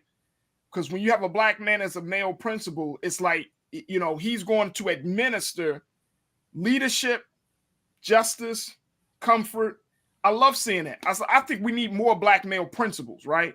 But to that point, and I'm telling you, like, I've seen it time and time again, Lise and Iman, I'm tired of seeing schools treat our people, our children, with so much weakness when we come from a place of strength. You know what I'm saying? Like, and I get what Lisa's saying though. Trying to create that balance with the outside being so hard and tough on your young men. You still want your young men to have this space to be able to be vulnerable, be sad, be upset, get it out. But at the same time, I think it can be excessive when it's done too often. Sometimes, hey, don't cry your 2 tears in the bucket. You ain't got time to cry. Let's move on. But his leadership, that black male leadership, that could be the piece that a lot of young men are missing at home from single moms. Him being that example of what a principal should be, he could be that missing link for whichever young man who needs him. He could be that piece that's missing. I know it's the piece that's missing. I know it's a piece. Look, in Nira's school, I see it, and she works in an elementary school, working with third graders, and it's not by design, Lise. Let me just say this, and I know we got to go to break, but it's not a coinky dink. It's not a coincidence that by the time they get to third grade, because that's the grade she teaches, the boys start to go into a certain pattern. You can literally see which boys are going to go one way and which boys are going to go the other way by the third grade. So when they talking about that school to prison pipeline, starting with the third grade, it's very real. That's a very real scenario. Like when you see a 9 and 10-year-old acting a certain way and they're not adhering to good counsel, they're not listening to the teacher, they're not, doing their work, you already can plan out. And it's unfortunate. This is it's terrible, but it's real that you can already see, you know what? You about to go down that road already. And I never thought that, third grade, you would think, being back in the 80s, You know, when I was in third grade, I wasn't thinking about no street, man. I was thinking about cartoons and toys. You know what I mean? That's I was it. just- That's I it. think some of it is Now- internalizing, though. I think they internalize some of it. So if you start telling somebody from the time that you were 7 that you are bad, eventually you are going to believe it. I don't care how many times you tell them that, eventually they will believe it. And I think that that's one of the issues with the Black community. We've heard this stuff so much that you start to believe it. Like, oh, we are bad. If you've seen the doll experiment, when they started, they just showed them the doll, the black one and the white one, and they automatically said the black one was bad. And so that's my fear when you talk about and I know that it exists, but my fear is when you start labeling kids so young, do we give them a chance to not internalize that behavior, those labels, before they take them on? You got to. I mean, the dynamic, and this is the thing about having those conversations, sisters. We have a responsibility. We can't put the responsibility on no school, no teacher, no community. It starts with the household. Amen. And it piggybacks starts what with the Lisa was household. saying. You can't keep running around screaming at your 3-year-old. He's so bad. He's so bad. Or she's so bad. She don't listen. To keep saying that as if it's cute or something. It's not. And again, toddlers aren't bad. They're curious. They're toddlers. Toddlers on the thing. Stop saying that your child is bad. Your child's not bad. Your child is curious. You gotta change our Look, and minds check about this out, children. Iman. If they bad, you made them bad. Right. It's your fault. Exactly. It's your fault. He don't listen to nobody. Well, I wonder why, Mom. I have no problems telling Black parents, no, your kid's bad as hell. Guess where they came from? A badass parent. That's your fault. That's your fault. You created that little monster. You think he came out the womb looking like that? When he came out, or when she came out the womb, they were a bundle of joy. By the time they're 3, they're a bundle of hell. That's your fault. Yeah. You talk about, well, why they so bad? Because your crazy ass is bad. Or every time a teacher call home saying your child was bad, or it's never your child's fault. Right. I hate that rhetoric too. It's never the teacher, but it's always the child. No, it ain't always the child. Oh my God, you blame a child for their behavior, but the child is taught a certain way. The parent, the mother, the father, the grandmother, the auntie, the uncle, first teacher before they even step into the classroom. First teacher. I wish I would think about putting my hands on a teacher. I wish I would have thought about it. Yeah, all right. Put your hands on the teacher. Your hand would be gone back in the 80s, man. Your hand would be gone. And then when you get home, in the 90s, be gone. in the 90s. That's what it is. You'll be walking around handless and assless. Let me just go. Take a quick pause. We'll be right back. It's the culture of the Black Star Network. Please.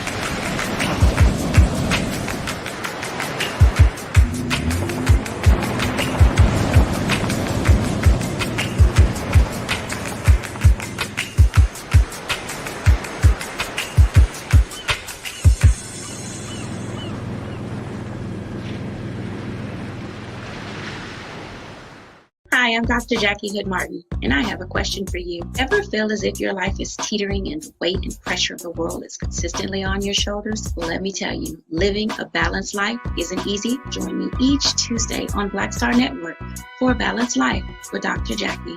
We'll laugh together, cry together, pull ourselves together, and cheer each other on. So join me for new shows each Tuesday on Black Star Network, A Balanced Life with Dr. Jackie.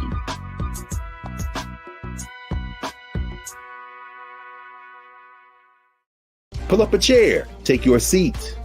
The Black Tape with me, Dr. Greg Carr, here on the Black Star Network. Every week, we'll take a deeper dive into the world we're living in. Join the conversation only on the Black Star Network.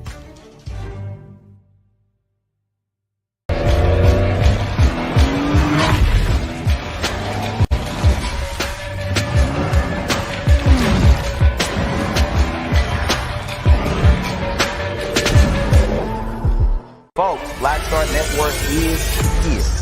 Oh, no punches! I'm real revolutionary right now. Support this man, Black Media. He makes sure that our stories are told. Thank you for being the voice of Black America, Roland. Hey, Black, I love y'all. All momentum we have now, we have to keep this going. The video looks phenomenal. See, there's a difference between Black Star Network and Black-owned media and something like CNN. You can't be Black-owned media and be scared. It's time to be smart. Bring your eyeballs home. You dig?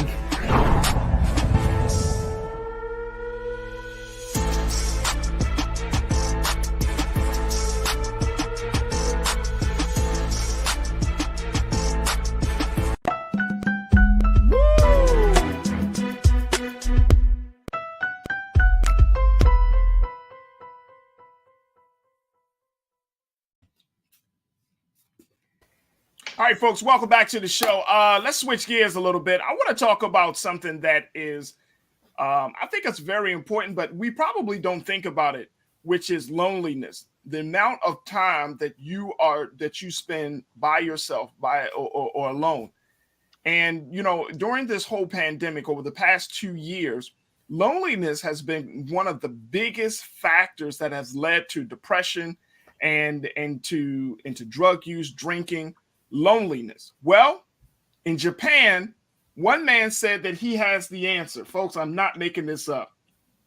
In Japan, you can rent a stranger. I want you to really think with me on this one, because I think this might actually work in America. But you can rent a stranger. So there's a gentleman who will give his time to spend time with you. Now, it's not like an escort. It's not like that type of thing. It's like what they call this man the do-nothing guy. So, for example, there was an incident where a woman was she actually rented this stranger, and she went to her favorite restaurant because she was divorced. When her and her husband were together, they used to go to this one restaurant and enjoy each other. But now she still loved the restaurant, but didn't want to bring a friend or anybody with her to explain the situation. So she reached out for this man's services, and he went to this restaurant, and she just sat there, ate her food, and for 45 minutes, she had dinner with a stranger. Yeah.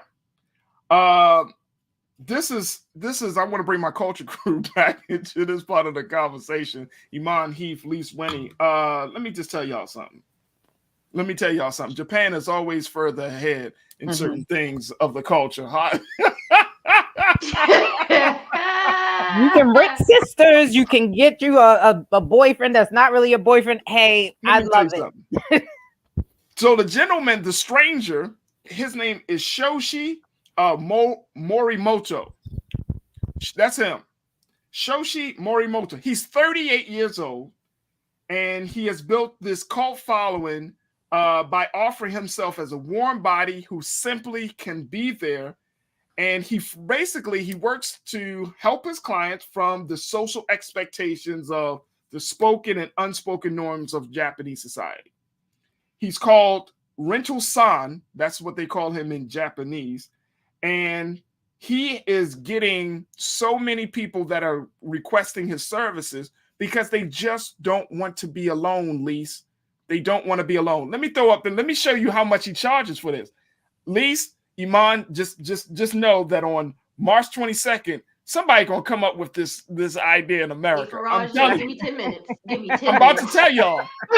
Somebody's gonna tell her that, look, check this out. He charges 10,000 yen, which is $85. That's not a lot for somebody to sit there. I guess it could be, because you're right.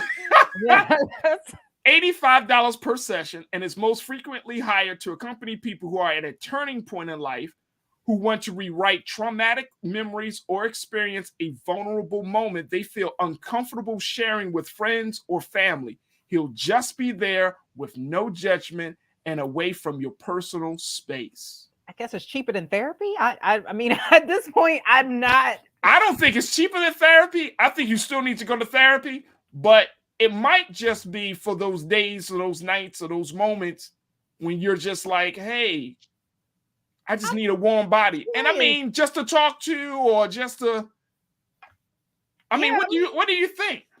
I know this is going to be somebody's business plan in a couple of days, and I'm telling y'all better give me some commission or something. Listen to me, Bring okay? this to the... I'm taking my notes.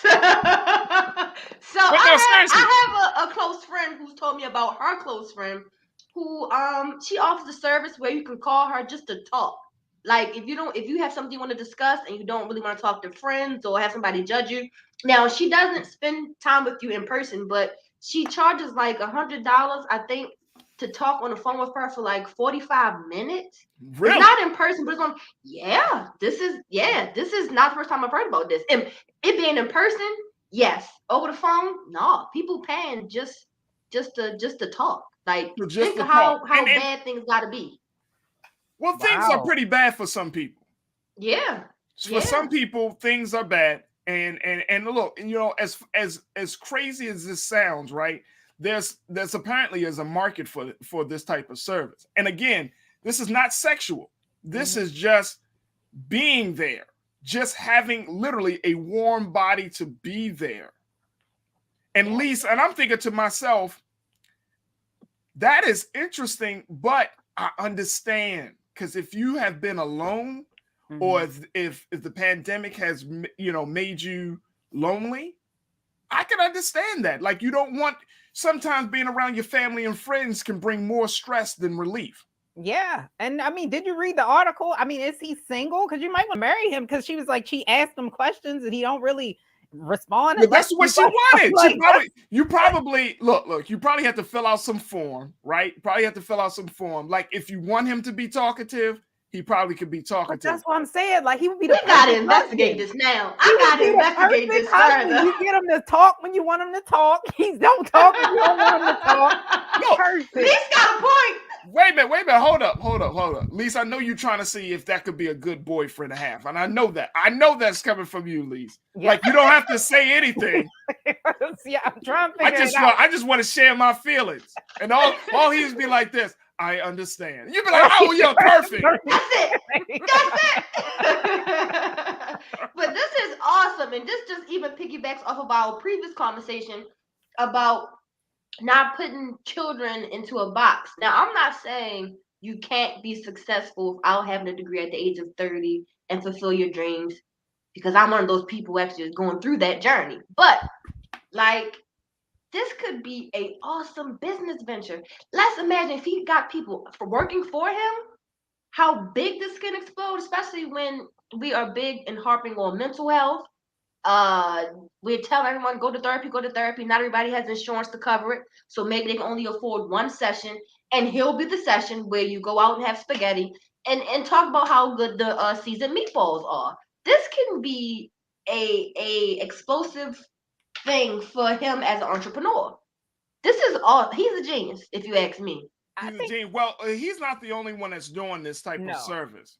But also, this speaks to Japanese culture as well, because they have the hikikomori, who are young men who they get very isolated in the room. So they hire these women as sisters to get them to come out of the room. Like, they are very isolated. And it's because a lot of the norms and cultures in Japan is very, Hold on, Lise. What do you mean try to get them out the room? Like, what do you mean? They're like 20, usually like 20 in their 20s and 30s year old men, that they cannot get them to leave their room. Like, they seclude themselves inside of the room. You know, it sounds a lot like depression, or I mean, I'm about to say like a mental health condition. Yeah. And so it's a lot of them that have this. And so they have a whole system in Japan alongside of this guy called Sisters, that they actually is women, young women, that go out and they sit by the door, and they eventually will get some of these guys to actually come out of the room.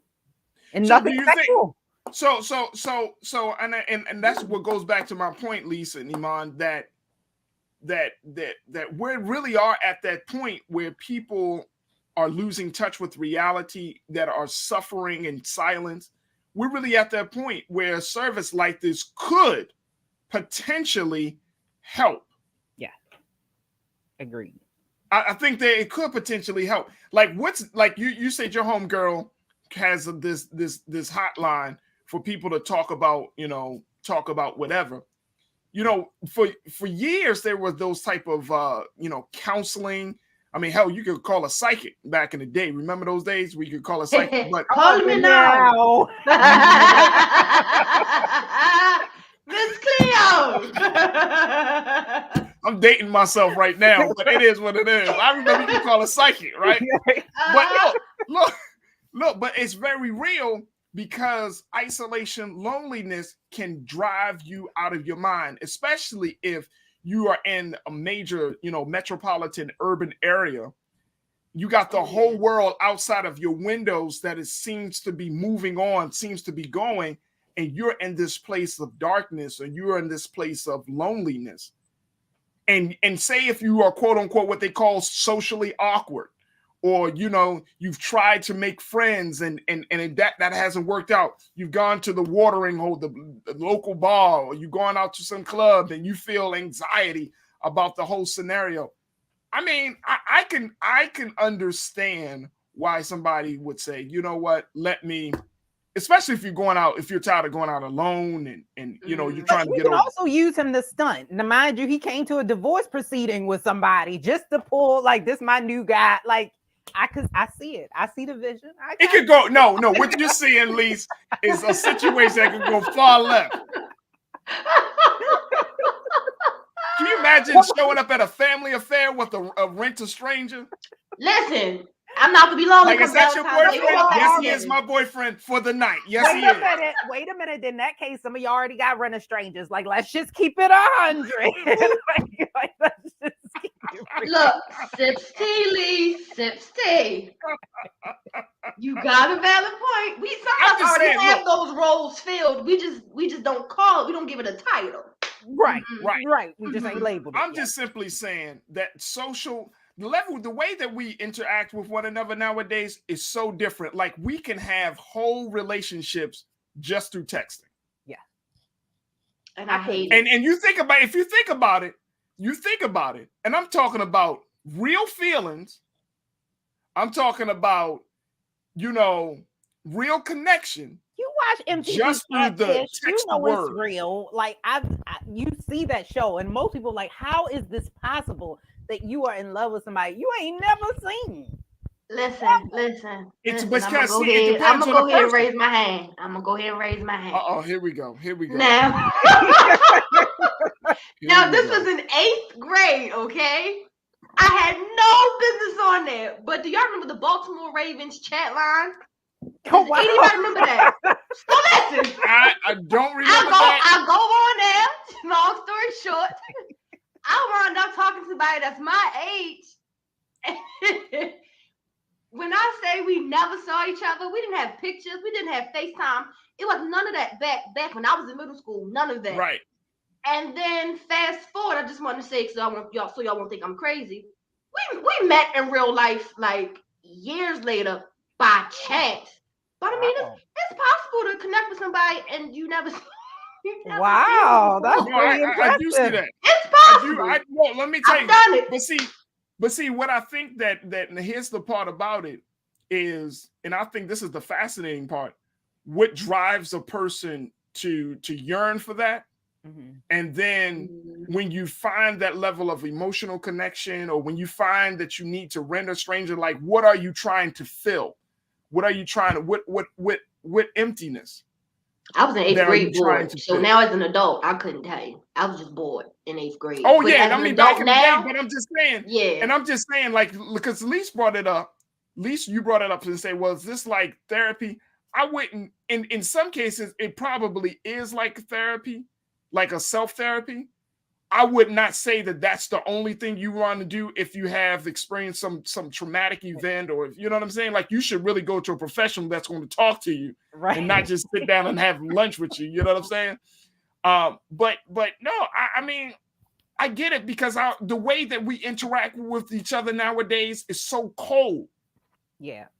You know what I'm saying? There's so many walls up, and the engagement is so it's so regulated. It's not like, hey, you want to go out and just spend some time with it. It's like you got all these conditions and parameters and boundaries, and then the connection. If you can get through all of that, and then you're still able to make a connection, that's something that's fascinating to me. Yeah, I think we're losing factors in the engagement piece. I think that's the part, Farajii. That's the biggest part. Like, I've caught myself, someone saying hi, and I say hi, and they say, how you doing? My response won't be good, or like it's like an automatic response to how are you, or how's your day, or hello. And sometimes I don't give the right response. Say, wait a minute, they didn't ask me that, so why was that my response? We don't engage. Like, we don't care to engage. And to add to that, and that's an excellent point, to add to that, like when you rent a stranger, you know, you having somebody there. Like remember, and it may not be everybody, everybody's friends is not like this, but you remember back in the day, it was like, if you were going through a problem, your homegirl would say, okay, girl, I'm on my way over. We're going to talk it through. Your sister like, girl, I'm on my way over. Wait until exhale. And I know women, they still do that. Like, pull out the wine. I'm on my way over. Right? And I know women that do that, but it's not as often. Right. That is true. Especially with COVID, you're not inviting people up in your house like that no more. Right. You know what I'm saying? So now, unless you're doing a Zoom, but I mean, it's the way that we interact and engage with one another is totally different from just 5 years ago. Now and I think I think people are looking for ways to reconnect to other human beings in a very, non-sexual way, but they're looking to try to, like, hey, I need to connect, because this is the irony of the time we live in. We got all this technology, we live all of these different places, yet we're further apart from people. Yeah. Drops mic, Farajii. Drops mic.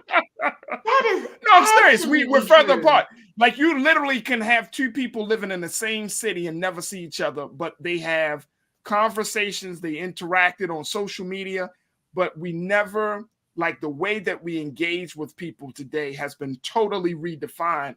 And I think a lot of people are trying to figure out, like, how do I connect with another human being on a fundamental level without losing myself, without being super vulnerable to the point that they take advantage of me. I mean, that's why online dating has exploded right now. Mm-hmm.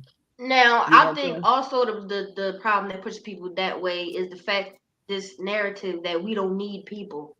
I don't need nobody. I don't need to take care of you.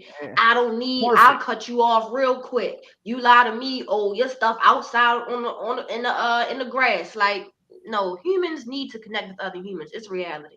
Now, I'm not saying and on a fundamental way. Like, we need to talk. We need to connect with like-minded people. Maybe not the like-minded, so we can practice going back and forth as far as debating. But humans need other humans. Like, we need interaction with others. It's that simple. I don't care how much of an introvert you are, or how much of an extrovert you are trying to be. We need each other. Absolutely. Well, you know what, ladies? I need y'all every Tuesday. Yeah. we here. We here for you. I need y'all every Tuesday. So, I mean, just know that y'all not, when I'm calling you on next Tuesday, lease, you better not have a rental lease right there. I'm like, damn, I thought that was late. Be another black woman standing there like, right. Not saying nothing. Deposit, sir. You got 43 minutes with me, Farajii. Get your money, Lise. Get your money. Ladies, I appreciate y'all so much. Thank y'all so much. Oh, you know what? There was another piece I wanted to let people know. If you did not know, today is World Water Day.